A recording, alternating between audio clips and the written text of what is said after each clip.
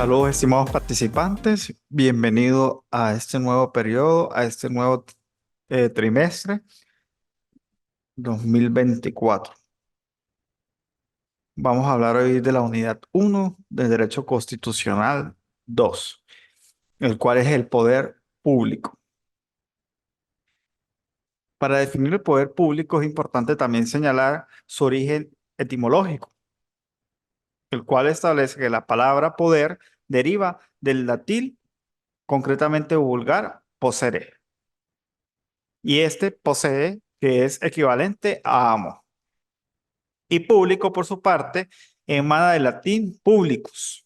Y la misma, a su vez, es fruto de la evolución de populicus.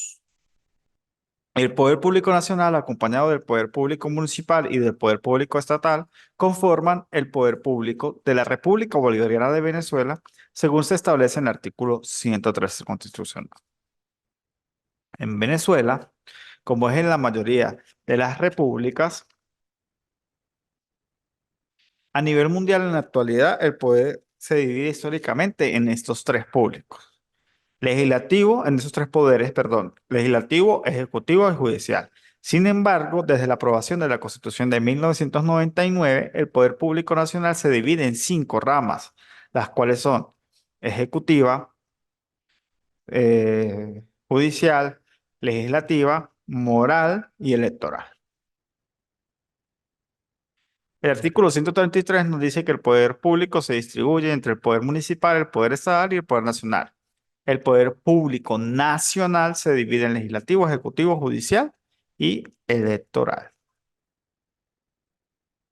Cuando nosotros hablamos del poder legislativo y el poder ejecutivo, son dos de los cinco poderes cuyos miembros o representantes lo elige es directamente los venezolanos, cuya situación se hace a través del sufragio. Todos los venezolanos votan para elegir el presidente de la República y para elegir los legisladores. Y ese voto es directo, universal y secreto. Los representantes del resto de los poderes, como es el judicial, ciudadano y electoral, son elegidos a través de la Asamblea Nacional, siguiendo las normas y procedimientos establecidos por la ley. Por principio democrático y mandato constitucional, los poderes del Estado son independientes entre sí. Debe existir, para que haya una democracia, una separación de poderes. Quiere decir que el poder ejecutivo debe estar separado de lo que es el poder judicial, el poder electoral, el poder moral y el poder legislativo para poder vivir en una democracia. Ahora bien, es importante tener en cuenta la división del poder público nacional antes mencionado: legislativo, ejecutivo, judicial, ciudadano y electoral.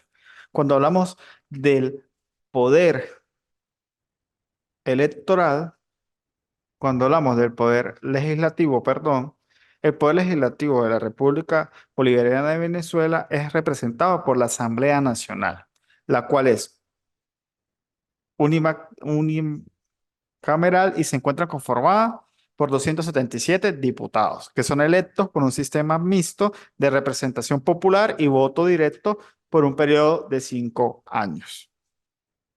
De su seno, la Asamblea Nacional elige por su mayoría simple cada año su presidente, que ejerce la jefatura del poder legislativo.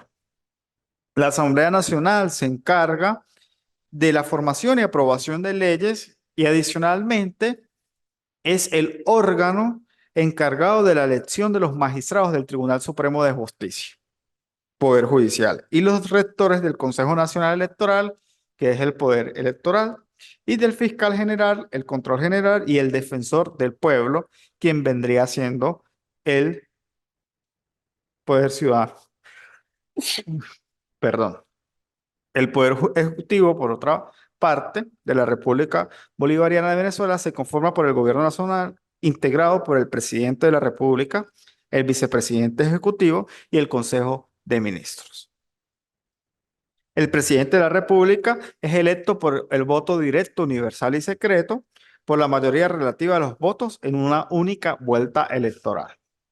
Como jefe del Estado se encarga de ejercer la comandancia de las Fuerzas Nacionales Armadas y como jefe de gobierno y del Ejecutivo Nacional. Se encarga de elegir por libre nombramiento al vicepresidente ejecutivo y a los ministros de gobierno. En cuanto al Poder Judicial, bueno, es ejercido por el Tribunal Supremo de Justicia, es el órgano del Estado que se encarga de administrar e impartir justicia en nombre de la República por autoridad de la ley. El tribunal está compuesto por 20 magistrados que son electos por la Asamblea Nacional bajo un proceso específico definido por la Constitución y la ley. Y estos se organizan en 7 salas, una plena y 6 salas funcionales. A través de la Sala Constitucional, el Tribunal Supremo de Justicia es el máximo mártir intérprete de la Constitución de la República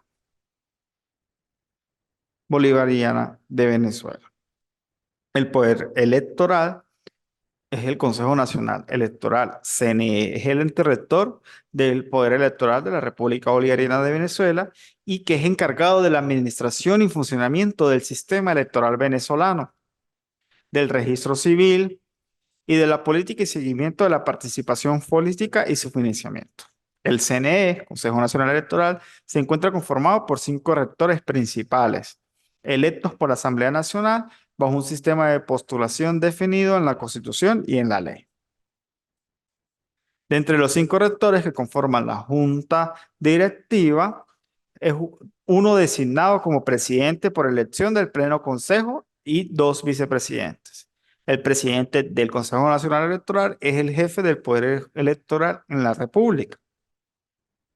Y por último, tenemos el poder ciudadano.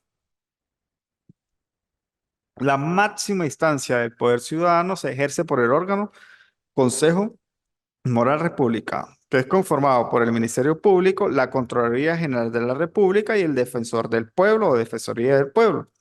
Entre sus funciones radican prevenir, investigar o sancionar los hechos que atenten contra la ética pública, la moral, velar por la gestión y la legalidad del uso del patrimonio público y por el cumplimiento de los principios constitucionales del debido proceso, de la legalidad, de toda actividad administrativa del Estado venezolano y velar por el fiel cumplimiento de los derechos fundamentales y los derechos humanos establecidos tanto en nuestra Constitución como en los tratados y convenios y- tr- tratados y convenios internacionales de la República Bolivariana de Venezuela ha ratificado. Ahora bien, cuando hablamos del poder público estatal, los estados son entidades autónomas e iguales en lo político, con personalidad jurídica plena. Tienen autonomía y estas quedan obligadas a mantener la independencia, la soberanía e integridad nacional y a cumplir y hacer cumplir la Constitución y las leyes de la República.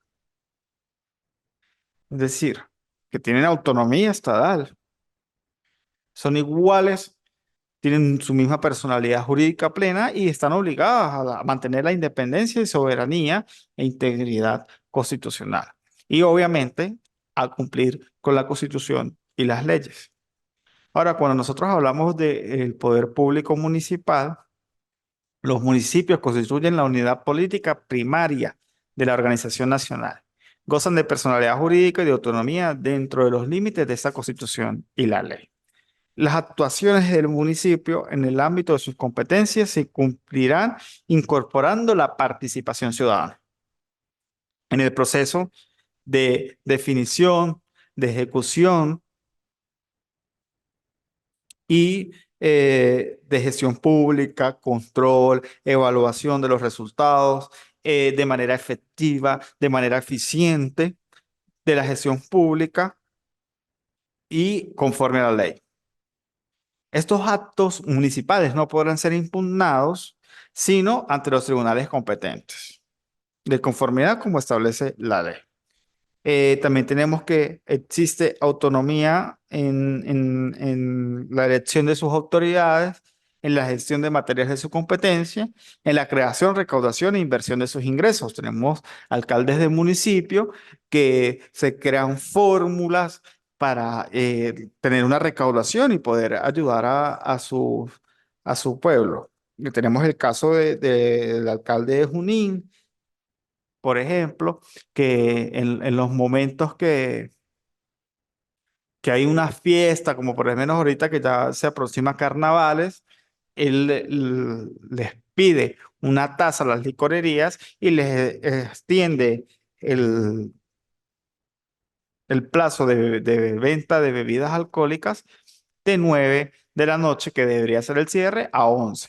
Entonces, en esas 2 horas, el dueño, el trabajador de esa licorería podrá vender bebidas alcohólicas, pero tendrá que pagarle una especie de tributo, de recaudación, de ingreso al alcalde de dicho municipio, que éste pues tendrá la finalidad de arreglar, por ejemplo, una plaza.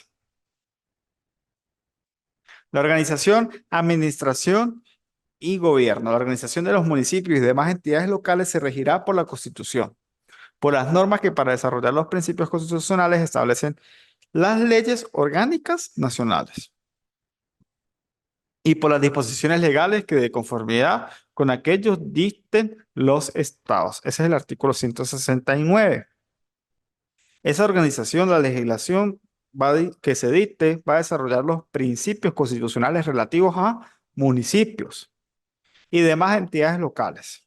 Establecerá diferentes regímenes para su organización, gobierno y administración, incluso en lo que respecta a la determinación de sus competencias y recursos, atendiendo a las condiciones de población, desarrollo económico, capacidad para generar ingresos fiscales propios, situación geográfica, elementos históricos y culturales y otros factores relevantes. En particular, dicha legislación establecerá las opciones para la organización de un régimen de gobierno y administración local de municipios y corresponderá a los municipios con población indígena. En todo caso, la organización municipal siempre será democrática y responderá a la naturaleza propia de un gobierno local. Ahora, en la organización y administración y gobierno del municipio, tenemos que hablar de los alcaldes, obviamente, y corresponde a los alcaldes o alcaldesa, quien será la primera autoridad en lo civil de ese municipio, obviamente, a través de un voto universal y secreto, y que requiere que el alcalde sea venezolano por nacimiento, mayor de 25 años y de estado seglar. El alcalde será elegido por un periodo no mayor a 4 años por mayoría de las personas que votan y podrá ser reelegido de inmediato y por una sola vez para un nuevo periodo académico, perdón, un nuevo periodo electoral. Entonces, esos son los requisitos que debe tener un alcalde o una persona para ser alcalde: ser mayor de 25 años, de estado seglar, venezolano por nacimiento y podrá ser elegido en un periodo no mayor a 4 años por la mayoría de votos de las personas.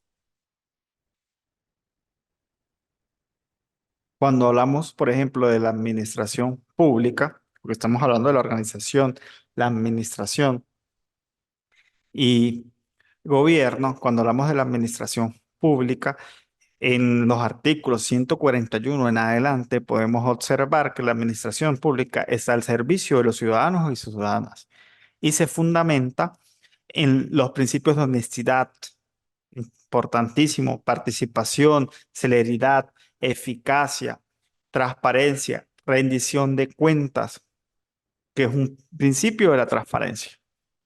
Nosotros en esa organización estatal o en esa organización municipal, podemos decirle al alcalde, al gobernador, que nos rindan cuentas. Nosotros inclusive podemos preguntarle a ese alcalde, a ese gobernador, cuánto gana, cuál es su sueldo, porque eso es un principio de transparencia, de honestidad. y de rendición de cuentas que deben cada uno de los gobernantes. Y importantísimo, los que les decía, la administración pública está al servicio de los ciudadanos. Es decir, que todos aquellos que quieran prestar su profesión para trabajar en la administración pública es al servicio de los ciudadanos. Entonces podemos observar que uno va a la alcaldía, uno va a un instituto autónomo y estos personajes que trabajan allí es con una mala cara. Pues ahí hay una violación a nuestros derechos, al derecho humano, a la honestidad, a la eficacia, a la transparencia, a estos valores que establece nuestra Constitución de la República Bolivariana de Venezuela. Cuando hablamos de los institutos autónomos, solo podrán crearse por ley. Y tales instituciones, así como los intereses públicos en corporaciones o entidades de cualquier naturaleza, estarán sujetos al control del Estado en la forma que la ley establezca. Además, los ciudadanos tienen derecho a ser informados oportuna y verazmente por la administración pública. Importantísimo. El principio de rendición de cuentas, que es una parte del poder público, del derecho constitucional, de los derechos humanos, de los derechos fundamentales que están establecidos en la Declaración Universal, que fue ratificada, firmada por la República Bolivariana de Venezuela y tiene rango constitucional. Los ciudadanos también tienen acceso a los archivos y registros administrativos sin perjuicio de los límites establecidos dentro de una sociedad democrática en materias relativas, por ejemplo, a seguridad, a investigación criminal, a intimidad de la vida privada. O sea, nosotros, como ciudadanos, tenemos derecho al acceso a la información de la administración pública, pero hay cierta excepciones en materia de seguridad, de investigación criminal o la vida íntima de cualquier persona. O sea, nosotros podemos pedirle al alcalde cuánto gana, pero no su vida privada. Una cosa es saber cuánto gana él, cuánto devenga como alcalde. Y otra cosa es preguntar cosas sobre su vida íntima. También establece nuestra Constitución que no se permitirá censura alguna a los funcionarios públicos que informen sobre asuntos bajos de su responsabilidad. La función pública establecerá el estatuto público mediante normas sobre el ingreso, acceso, traslado, suspensión y retiro de los funcionarios de la administración pública y proveerá su incorporación a la seguridad social. La ley determinará las funciones y requisitos que deben cumplir los funcionarios públicos y funcionarias públicas para ejercer sus cargos. Los funcionarios públicos están al servicio del Estado y no de la parcialidad alguna. Su nombramiento o remoción no podrán estar determinados por la afiliación o orientación política. Quien esté al servicio de los municipios, de los estados de la República y demás personas jurídicas de derecho público o derechos privados estatales no podrá celebrar contrato algunos con ellas, ni por sí ni por interpósita persona, ni en representación de uno u otro, salvo las excepciones establecidas en la ley. Los cargos de los órganos de la administración pública son de carrera. Se exceptúan los de elección popular, los de libre remoción y nombramiento, los contratados y contratadas, los obreros y obreras al servicio de la administración pública y los demás que determinen la ley. Entonces es importante que las personas que están dentro de la administración pública deben determinarse. Hay de carrera, hay de libre nombración y nombramiento, están contratados, están los obreros y otros al servicio de la administración pública. ¿Ok? Ahora, el ingreso, cuando hablamos del ingreso de los funcionarios a los cargos de carreras, es por concurso público.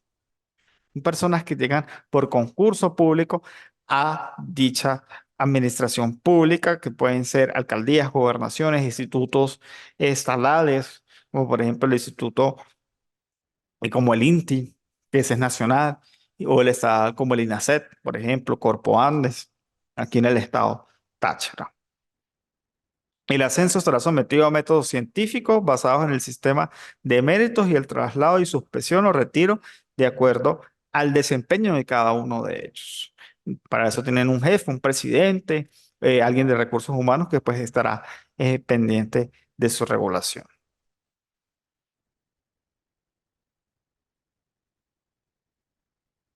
Cuando hablamos de los salarios de la escala de la administración pública, establecerá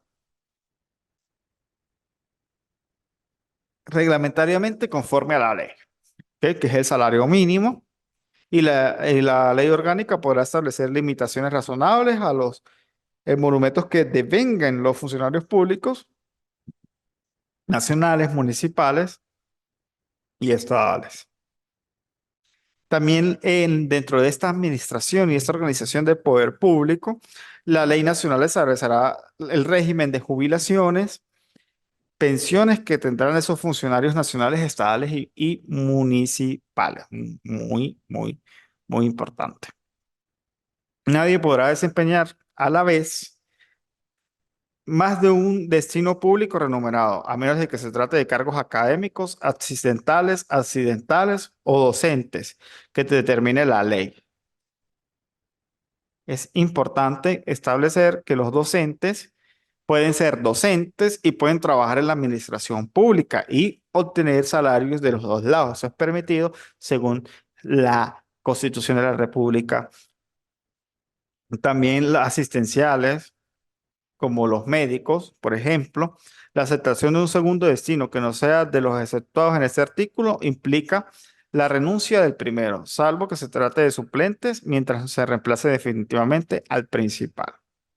Nadie podrá disfrutar más de una jubilación o pensión, salvo en los casos expresados en la ley. Los funcionarios públicos y funcionarias públicas no podrán aceptar cargos, honores o recompensas de gobiernos extranjeros sin la autorización de la Asamblea Nacional. Bueno, estimados participantes, cuando hablamos del Consejo Municipal, tiene una función legislativa y corresponde al Consejo integrado por concejales elegidos o concejalas elegidas en la forma establecida en la Constitución, en el número y condiciones de exigibilidad que establezca la ley.